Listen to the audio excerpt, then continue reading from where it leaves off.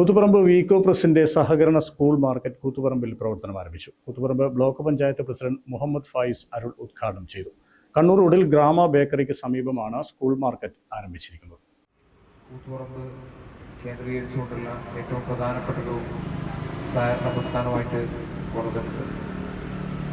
അതിൻ്റെ വൈവിധ്യമായിട്ടുള്ള പ്രവർത്തനങ്ങൾ ഏറ്റെടുക്കുന്നതിൻ്റെ ഭാഗമായിട്ട് കൂടിയാണ് ഏതാനും ചില വർഷങ്ങളായി സഹകരണ സ്കൂൾ മാർക്കറ്റ് എന്ന നിലയിൽ ഈ കെട്ടിടത്തിൽ സ്കൂൾ തുറക്കുന്ന സീസൺ സമയത്ത് ജനങ്ങൾക്കും വിദ്യാർത്ഥികൾക്കും പൊതുവിലും